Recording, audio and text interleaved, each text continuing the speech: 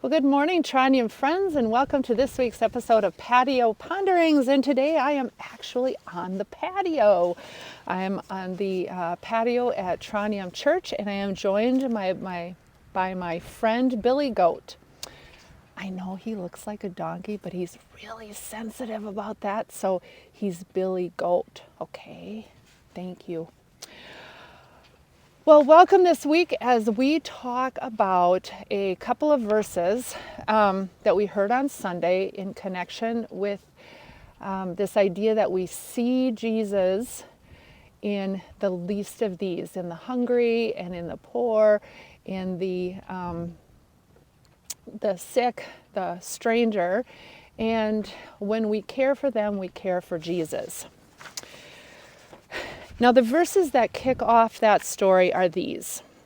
When the Son of Man comes in his glory and all the angels with him, then he will sit on the throne of his glory, and all the nations will be before him.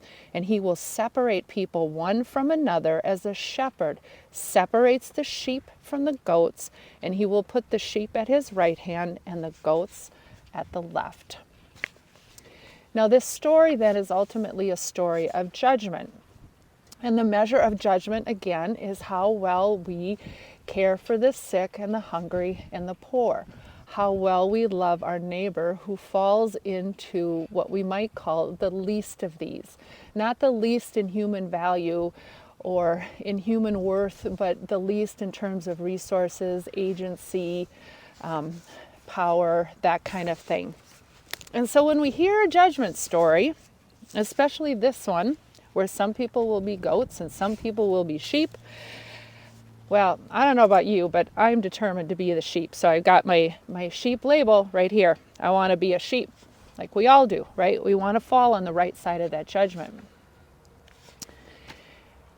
And yet this whole thing feels contradictory, right, to the core of what the gospel is. That grace, that forgiveness is a gift to us. It is not something that we can earn by what we do. So a lot of times these judgment stories can feel uncomfortable, right? Especially if we don't feel like we've been a very good sheep. So what we do in these cases, how we start to ponder them and think about them, is to ask questions of the story. So let's start by asking, what image of the kingdom of God is this story portraying? It's portraying an image where the least of these are important, that they are not forgotten, where they are included. And who are the listeners of this story?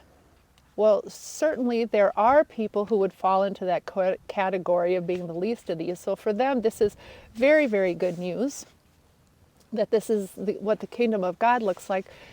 But the Pharisees are also listening. Remember, the group of Jewish leaders that are the head of the church, who are the caretakers of the faith, are also listening. And this would be an indictment of them, because they are the ones who have already assumed that they are the sheep, that they are the ones who are certain to inherit the kingdom of God. So this has to be a double take for them, because they are not caring for the least of these. And finally, we have to start asking about context.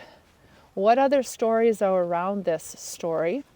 And what we find is that there are other stories of judgment that go along with this, other stories about the kingdom of God that go with this, that are all working together to create an image of what the kingdom of God is like. But the most important piece, the most important story that is starting to unfold underneath this one, is the story of Jesus' journey to the cross. Right before this story, he has predicted the crucifixion. In the chapter immediately after this story, we are already into the Last Supper. So I think that's the biggest point that we need to ponder, is what does it mean in this story of judgment when Jesus is on his way to be judged by humans as deserving of death, that Jesus is about to become a scapegoat for the kingdom of God. What does it mean then for this story of judgment when the crucifixion and the resurrection is about to happen? Those are big points to ponder, and I will invite you to do so. And if you don't come up with clear answers, that is okay. These are more challenging and difficult questions to answer. Well, thank you for being with me today. Stay warm, be blessed, and we will see you on Sunday. Thanks. Bye.